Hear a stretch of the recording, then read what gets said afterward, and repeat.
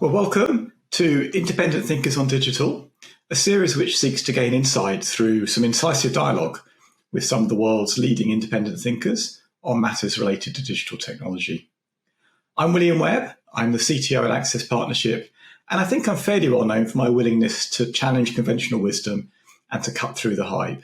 And that's precisely why I've chosen the guests that we have, and especially the guest we have today, Richard Harper. Richard is a professor at the Department of Computing and Communications at Lancaster University and a director of social shaping research. He's led research groups at both Microsoft Research and Xerox in Cambridge and has founded various startups and consulting companies. His key area of interest is how new technologies shape us and how we in turn shape our technologies, a space often known as human-computer interaction. He's enormously widely published, and I've enjoyed a number of his books over the years, and is currently researching the role of AI in society. What we're going to talk about today, though, is the metaverse. And the first problem we've got before we can even really embark on our discussion is to try and at least come to some kind of agreement or overall sort of conclusion as to what the metaverse actually is, because there are so many different definitions out there, from some fairly well-formed ones by some of what I call the purists, the Matthew Balls and others, to the sort of thing that Meta is putting out, which seems to me to be very confused, almost everything. So it feels like we need to at least get our heads around that before we go any further. So Richard, what's your take on what the metaverse is? What do you tend to think about when you hear that word? I think the metaverse appeals to the everyday public, if you like, as well as to researchers, because they think it's not simply the world as seen through a headset. It's actually a different world seen through the headset, and the different world they imagine, given the transformations in technology since, say, Second Life 10 years, 20 years ago, will be such that the metaverse will be really exciting to engage with. It'll be richer, more diverse, more engaging, much more transforming, much more enabling than the ordinary world. And hence one will put on a headset to venture abroad. And so to say, the abroad being virtually. I think that's what people think it is. Whether it is that is perhaps something we can talk about. That seems a bit different from what Meta is putting out at the moment. So if we look at Meta's adverts that they've been plastering on billboards recently, it's kind of been more about how remote surgeons, back to that one again, can use this, or how students can use it to visit ancient Rome and learn more, or tour the solar system or something like that. Do you think that's because Meta are sort of giving up a bit on this great idea that you put forward, which I think aligns with the purists, more of a wonderful new world that you can immerse in? I do think Meta are sort of struggling to identify a bunch of totally persuasive examples, and that and marketers worry about vagueness. If you have a concrete example, you can hook people with a concrete example, and I think that's what's going on there. And they're also taking examples which have partly been demonstrated. So in the case of, say, remote surgeons, there are examples of surgeons participating in operating theatre remotely.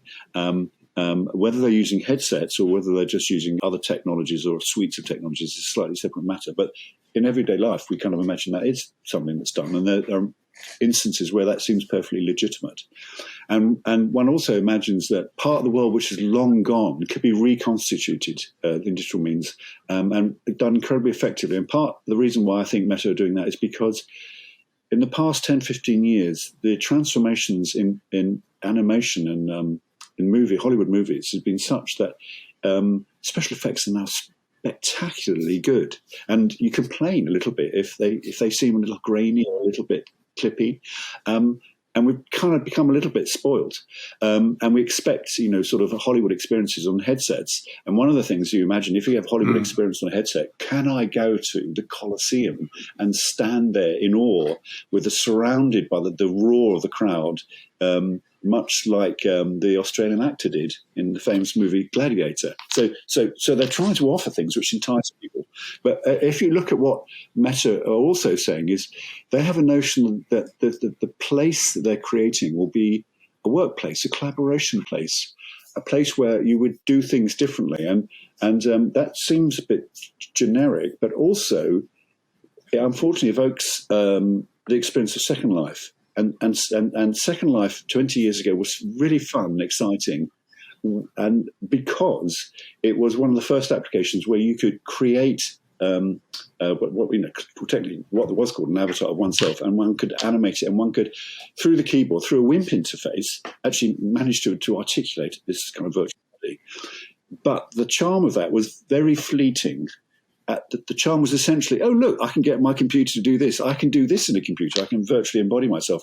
But when you experienced it, you soon got disenchanted because it was very clunky. You were constrained by the avatar. You had none of the natural facilities and richness of oneself. You were constrained by this kind of ponderous, crude animations.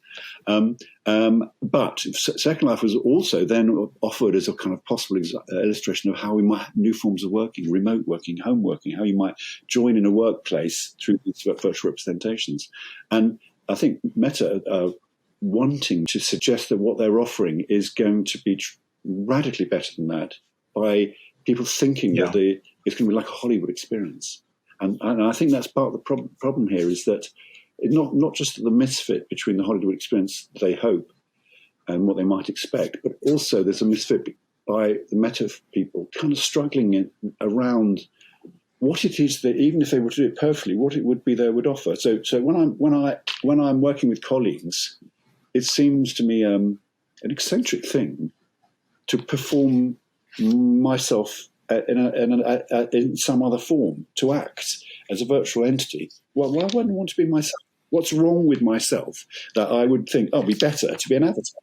And even if the avatar looks like the most, young, I'm an old man now and frail. If I was, if I could make myself 20, would that make me a better colleague? Would I feel better? Yeah. And would I enthuse my colleagues more effectively if I was better looking? Right? So is that what's being offered? And then I feel like saying, that's slightly weird. It's like suggesting that who I am isn't good enough. Now, we all feel modest about these things, but does the digital offer an opportunity to dress oneself up? Well, on Facebook, on social media, Instagram, those particular platforms are all about performance. They're all about making you seen in a certain way and controlling yourself in a certain way. But they're not what we mostly do when we're working with each other. When we work with each other, we email, we WhatsApp, we instant message in various other forms, and we arrange to meet. And we see each other through screen technologies, to be sure, as 2D selves. But we don't seek to be other than who we are. And I think that's one of the peculiar problems Meta has, which is, if I go into the metaverse, am I therefore making myself into something other? And that, I think, is an unwise enticement. Or are they saying, in the metaverse, I would be able to experience new things, and the new things would enable me to be more effective? And that I think is an interesting possibility, but also something that's not clear. So if you just allow me to prattle, many years ago, Google Glass was quite a cool little application where you could put on a pair of glasses, and the glasses had a system whereby they would recognize objects, and then objects would recognize, say, a street or a building or a person, and they would project onto the screen, not project, but display on the glass some information. So when you wore them, although they weren't very robust and they did not recognize lots of things, every so often you get a little stem, like a little tag beside an object telling you about it. So if I were to look at you, William, at a conference and my Google Glass, I would say William Webb, and then it would say the company. And this was sort of expected and suggested to be helping you augment your mind and your interaction. And what one learned when one was playing with these technologies was partly a little bit distracting, but of course, when one imagines with use, one will get used to that. But then a reminder that the things it was offering you were things that either you should have known anyway, or it didn't matter. So if I'm talking to a colleague at a conference and I don't know their name, and yet they're talking to me confidently, I feel like saying, that's my neglect. And this is serving to remind me that I've forgotten. Now, as you get older, as a professor, you do forget people's names, but that's a separate issue. So it highlighted both what you should concentrate on doing better yourself, But it also highlighted the fact that there's lots of information in the world that you could be provided with, which you don't really need. I did a study with some students walking around South London with Google Glass, and most of the information I was provided with was interesting, but it was just curious. It was nothing. It was sure, but it made no. It wasn't linked to what my purposes were, and that was part of the problem of that. And I think that's also part of the problem of understanding what Meta are trying to do with the metaverse. What are the purposes? And the purposes don't need to be just one thing. They don't need to be just work or just play. But in either case, you need to explore. I think they need to explore a little bit more about what's achieved in those two alternative scenarios. Perhaps we could talk a little bit about those two alternative scenarios. Yeah, and I think that comes back to the point in a way that nobody knows what the metaverse is, perhaps because nobody's defined the purpose of what they're doing. Perhaps we've got there because it happened to be something in a science fiction book that was picked up by Meta, who thought this was a nice idea and rushed towards it with a sort of technology hat on. Look, we've got the ability to do this. we can make VR headsets and so on, without thinking through exactly what are we doing and why are we doing it. And I do like the fact you brought up Second Life. It feels like that's a really sore point to the metaverse community. That it seems to me that a lot of what they're trying to do does feel like they're trying to do Second Life, but in a VR environment rather than a static environment. But it feels like they hate that parallel because, of course, the Second Life has broadly failed. I mean, it still exists, but it's nowhere near the success that people thought it might be. And so to draw parallels with that, I think, worry people. But could you imagine that a better Second Life would be more successful, or do you think that there was just some fundamental flaws in that whole concept of kind of wanting to take yourself away from reality and drop yourself into a different world? Yeah, no, I think there's two ways of exploring that. On the one hand, could Second Life or a better Second Life be a better work tool? And that's one thing that I really sort of remarked on a little bit. But another is to think of Second Life as an expression of a new games experience. And one of the things that one should admit and just confront as an aspect of human nature is that games are methods for imaginatively reconstructing the world. And so even simple card games, if a traditional set of cards, enable you to communicate and engage and play and strategize and tactically humiliate your best mate effectively in a virtual world, in an imagined world. That's what the virtual means there. So it's human nature to absolutely delight in ways of transforming how you engage with each other. And games are a demonstration of that, and a historical demonstration of that. And not only do games allow you to transform how you interact with your friends and partners and kids and whatever, they can even let you transform your relationship with yourself. People play games by themselves. An awful lot of time you see people on trains playing games on their mobile phone.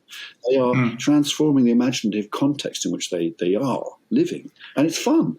People delight in it. That's one of the peculiarities of human nature, is that we can, for a period of time, allow ourselves to be imaginally different, imagine ourselves to be different. And in that respect, Second Life was developing that possibility. And likewise, Metaverse could also develop that possibility. The question then would be, are the game-like experiences that, say the Metaverse affords sufficiently enchanting that people will do more than just fleetingly experience it and think, this is, yeah. And I think one of the problems with achieving success on the games side for the Metaverse is that the kind of commitment you have to give to the game context, in this instance, the headset, is so enormous that the price you pay for being able to manage your other aspects of your affairs might be too great. So one of the things you might say about people playing games is that people thereby can see they're playing the game.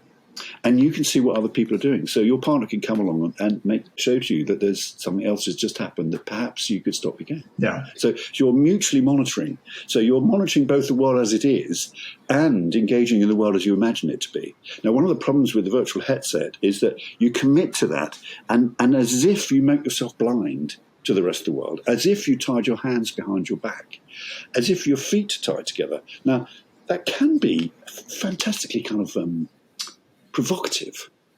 But it's a big price to pay, and you need to get something fantastically engaging to do it more than once. And, all of us will play with Metaverse a few times. The question is, will it stick as a games platform? And I know they won't like to use that. They don't. Will they be insulted by the suggestion that it's a games platform? But I'm trying to draw analogies not to Xbox's platforms. I'm just trying to draw analogies of games themselves. Will it succeed in such that, like, say, Bridge was invented in, I think, the 20s, and it's still played vigorously? People completely immerse themselves in the Bridge experience now for hours. So something about the game succeeding. There is a moral here, which is that it's quite difficult to design good games. And you go to shops now, and Hamleys on Regent Street. Each season, each Christmas, you see there's a creative display of lots of new games, and hardly any of them stick.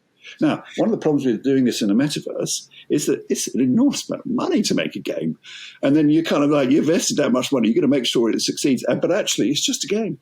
And yes, the little grammar of action to make the game enchanting and getting the experience just so that people are hooked is not just something that's difficult, but there's a little bit of serendipity involved, and that's risky to be investing millions of dollars in something which, in a large part, is not a function you can specify and deliver to. In large part, it depends on the serendipitous nature of charm and engagement with games. And the proof is, from the games industry, that it's not easy. There is a bit of luck and chance, and the mood of a nation might be reflected with some new game. If we go back to the other aspect, though, doing it on using it as a work setting, I find this, just as I said before, incredibly perplexing. What would be a situation where I would make myself other, and what is the advantage of doing that? And now, post-COVID, you could say everyone's got used to and experienced the need for remote working. And they also are experiencing the deficiency of two-dimensional presentation. You and I now are looking at each other as two dimensions. Yeah. And even though we might have fancy screens which claim to be delivering some kind of dimensional depth, it seems physiologically exhausting. It seems less engaging. It feels as if we are stifled a little. And therefore, we think possibly there must be better ways of doing remote work. But would you go the whole hog from saying, okay, we recognise that part of the problem of remote working is that the technology we've been using ordinarily, like Zoom, like Teams, like Google Hangouts and various more recent iterations of those products, we are unsatisfied with them. But therefore, let's go the whole hog and put a headset on. I think that's an extreme solution, and I don't think it's actually a solution. Yeah, I was smiling when you talked about the other half coming and watching what you were doing. I've got a VR headset. I bought it to try it out for myself, really. And I remember when I was trying one of these climbing wall games where you virtually climb a wall, and my wife came in to sort of see what I was doing and also to get something from the study. And whilst I was doing my climbing wall, I managed to punch her in the face because I had no idea she was there. Yeah, she had no expectation that I was going to suddenly stick a hand out to grab a bit of climbing wall. So you're right. It cuts you off absolutely from what's going on around you. And that is a big price to pay. But for so many reasons, just living with other people in the house, not being able to answer the door, not being able to have a cup of coffee, even not knowing what the time is because you can't glance at a clock very easily. There's just everything kind of takes you away, and it's a big price to pay for that. So do you think from that the whole VR concept is flawed, essentially, and that's the biggest problem we've got here, that we're just not going to want to do that? Yes, but I think the problem here is that technologies, most technologies, if not all, most technologies will find a niche and will find a place. And virtual reality headset-based endeavours can, for example, satisfy certain sorts of needs. So, Boeing used virtual headsets to help maintenance engineers navigate through 3D versions, virtual representations of airframes, of jumbo jets, say, so as to identify the places they might then need to go in reality. So it's a navigational tool, but that's only used for a short period of time as part of a tool set rather than the total solution. So there are places where the virtual headsets have their advantage. with some prices, not just the sort of the moral price of making oneself seem less when one's inside of a headset, but physiological prices. So, for example, you get very dizzy, you get a bit disoriented, you get exhausted. You're trying to adjust the physiological system that is a human body to focus on one thing, just the visual signal alone, and that is not something that the body can naturally adjust to. But other examples, though, are bound up with just that, which is actually, given that it is forcing the body to do such strange things, but it might afford new opportunities. People, for example, use virtual headsets to control drones and go drone racing, but they have strict time limits on how long they wear the headset and how long the races are, because they know that the body will exhaust. Yeah. But they also know that what's interesting about wearing a headset is it demands a certain type of focused attention and control of the remote object, the drone. And so it's a particular narrow skill, and you can develop it and you can get really good at it. But you need to also bear in mind, it's like a boxing match. You can only do 3 minutes, and there are thresholds, right? Because after that, those 3 minutes or 4 minutes, whatever it might be, you can no longer do it. So there are places in which the technology can thrive and be developed. Yeah. And but for an organisation like Meta, are those places sufficient to throw enormous sums at it? And Microsoft spent a lot of money developing a virtual headset which worked in a different way from the ones that I understand that Meta have been trying to devise, and have abandoned it because they came to recognise that the marketplace wasn't big enough. There is definitely a marketplace for the headsets, but not a marketplace which demands warrants billions in terms of cost. Yeah, and I think that the stats are that there's, I think, something like 30 to 40 million headsets out there in the world at the moment, which is a tiny number, of course, compared to the 8 billion cell phones. So, it does feel like it's not something that is going to become mass market. And I think, to your point, because there's lots of perfectly good applications for it, and people who want to do those applications will have, may well have a headset. They may well be using it for that. Makes great sense. But it's not yet compelling for other people, particularly given that headsets are not cheap. It's not something that you can go try for $10. Although there used to be that kind of cardboard cutout arrangement, didn't there, where you stuck your cell phone in it. But I'm guessing that was such a poor experience that actually it really wasn't worth doing at all, and that you needed to at least go to a proper headset. Yeah, and indeed, state-of-the-art headsets are pretty awesome. I mean, the experience, you go, oh my goodness, but they are deeply physiologically disorienting, and that's not something that can be practiced away. The body doesn't work that way. The body, combines balance techniques alongside visual cues to balance, gravity-based techniques in the ears and so forth. That's not, and that's been confounded by the technology. Yeah. I think there's also just another last thought, which is there's a wonderful word in philosophy called performativity, and it's basically derived from a philosopher who was born in Lancashire called J.L. Austin, and he said you do certain sorts of things, and you're performing something sort of inside of it. So you perform at a marriage ceremony. I do is a performance, but I think this applies to the headset, which is there's a peculiar performativity that's going on when you're wearing a headset, and the performativity is it makes you solipsistic. It makes you completely absorbed in your own mental landscape at the cost of everyone else around you. So it's not the issue, I think, about this likely success of virtual headset and behavior is not just that one isn't properly engaged with the world around you, but you're also suggesting to the world around you that it's not enough, that you're more interested in the virtual world than engaging with the world around you. You're performing solipsism, and solipsism meaning an excessive self-interest, an excessive self-desire, and an excessive interest in one's inner life. And I think one of the things that, a lot of families will be very aware of the strange tendency towards solipsism that online gaming like Xbox creates in teenagers. They become so obsessed with winning the game, they ignore everything else in the family. And in engaging in the games, mostly the violent games, they shout and they use expletives and they shock parents and they shock siblings. And then they become a source of mockery. Teenage boys, you can see on YouTube, teenage boys taking films of their younger brother playing Xbox and getting a bit manic. And what they're showing is the solipsism that's endemic in certain sorts of gaming experiences, particularly virtual ones.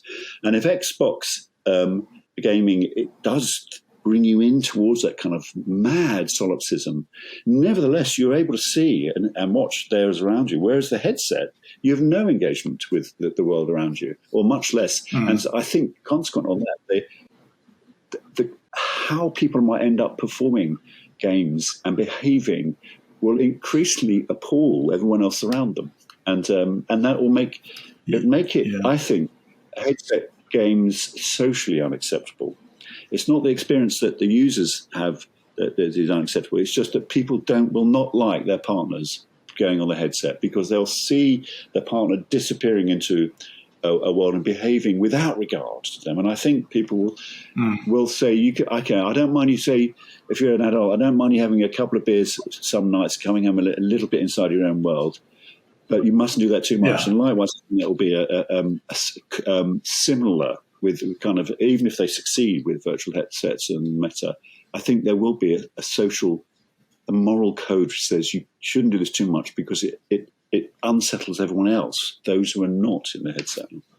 Yeah, it's an interesting observation. I hadn't really fully understood it, but I do feel when I put it on that I am almost making a statement. I'm not here anymore. I'm somewhere else, and I don't care about you lot anymore. And then, as you said, you do behave differently, and in so many different ways. And one thing I've noticed unpleasantly is that I sweat a lot when I have a headset on, even if I'm not doing very much. And I figure that's probably my body trying to compensate somehow for the strange sensations that it's getting. So again, not something I'd want to spend a lot of time doing because it's unpleasant for me and those around me. So it actually feels from this that the whole concept of wanting to try and use virtual reality headsets to engender better social interaction is almost the wrong direction. It's good for specific niche things where you might not even need social interaction. You're just interacting with an aircraft engine or a virtual heart or something. But it could also create new forms of not better social, but a new form of games type interaction. And every day millions of people everywhere are playing games, and that's testament that actually they want to play games. And why not play virtual games? Absolutely, of course they will. It's just how that actually pans out in the reality of daily life. I think one of the things also, as we sort of think, wrap up what we could say about virtual headsets is virtual headsets, when they were first sort of proposed and explored, they seemed a way of delivering what 20, 30 years ago seemed to be the infinite power of the virtual. And the problem was the infinite power of the virtual was constrained by the WIMP interface, the keyboard, the mouse, the pointer, the windows, and the 2D screens. And there's so much power. These graphic engines, before the emergence of deep learning, exploiting graphic engines, then it just seemed, how can we get that experience? How can we enable it? And that was part of, I think, an age when the powers of the personal computer generated a sense of wonder. And today, we don't see PCs in the same sense of awe and wonder. We look at them partly more jaundiced with their frustration. They symbolize work. They symbolize remoteness. But in addition to that, the kinds of things we're doing now do remind us that we have incredibly powerful tools and techniques which 20, 30 years ago we sort of neglected. We imagined 20, 30 years ago that we would be video conferencing and video walling to our families all the time. And yet, what is the platform that seems most conspicuous, say, in England at the moment for family management? It's WhatsApp. And what is WhatsApp? WhatsApp is words. It's short letters, sometimes long letters, occasionally with a little GIF in it. But it's a traditional technology made digital. It's not a wholly new technology, a wholly new experience made by the digital. And I think there's a moral there, which is that perhaps we should now be realizing that digital tools and ones, for example, that enable us to communicate, end up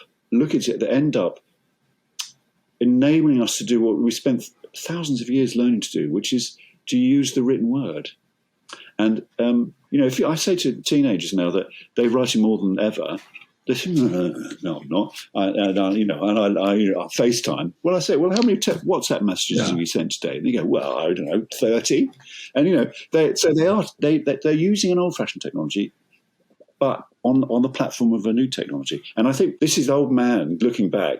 And, I was at Xerox PARC just, after WIMP interfaces, it was interfaces, all the excitement. And it seemed the problems to get the power out of the machine and then out of the machine. And how could you get the user to experience it? Oh, okay, a headset. And then they'd be really inside. They would be as you were inside the machine.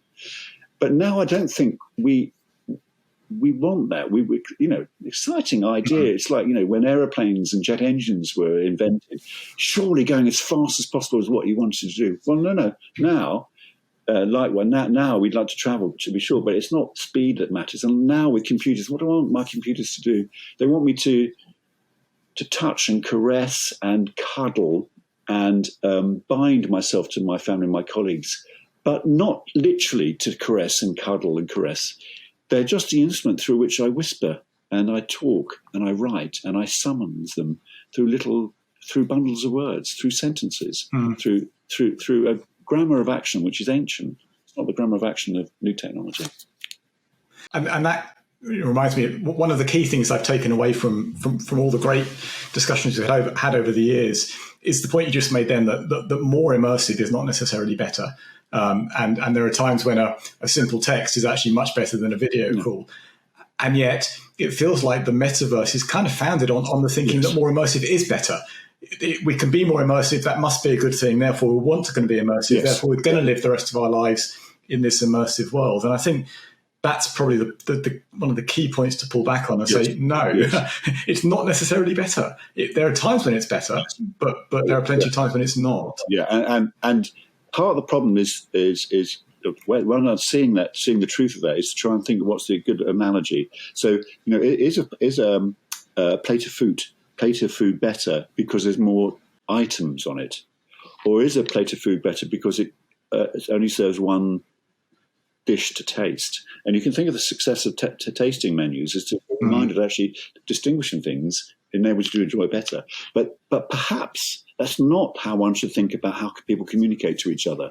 So 3 particular words can speak much more than almost anything else, and they are, I love you. And saying just those 3 words is, if you like, pregnant with a vast set of implications of tastes and sensualities and evocations of possibilities. And that serves to remind you that the genius of human nature might be in the language we use, and how in the things that one does say, one says infinitely many things in the things you don't say. And so it's not necessarily the case, as you precisely say, that richer communication in terms of the datum sent or the dimensions delivered, video, sound, as well as visual material, deliver more. It really depends on what the purpose of the content might be. Clearly, sending a voice note on someone's birthday, singing happy birthday, is rich and apposite. Pestering your partner with singing I love you every night on a voice note will lead you to be banished, not lead you to be rewarded with more tenderness. That's a brilliant example. And we're pretty much running out of time, so it's time to probably wrap this up. But I found it really fascinating, really insightful. And I think for me, the key thing I'm taking away here is I'd kind of concluded that the problem with the metaverse was that it wasn't well defined enough. But I think you've got a better nuance on that, which is we haven't actually worked out really what it's for and what behaviors it's trying to deliver that will improve our lives, as opposed to just we haven't yet worked out whether it's Second Life or whether it's mending jet engines. And until we really think that one through, we're probably not going to get to a good place. Yes. And the digital age is that actually technologies succeed through the genius of lots of different companies trying different versions. And I'm afraid to say big companies are not necessarily successful doing that because they over-formalize what they think is a solution rather than allow the kind of ecology of user behaviours and take-up to speak. And I think that's partly what's happening with big companies like Meta. They are like a leviathan, and actually the leviathan's not fleet-footed enough to see how little places that virtual headsets can thrive could lead to bigger things. And but that's a judgment about how the marketplace in digital works. It's a sort of separate topic. So I suspect our next chat will not be in the metaverse, but who knows? But Richard, thank you. That was so insightful. I really enjoyed that. Thank you ever so much.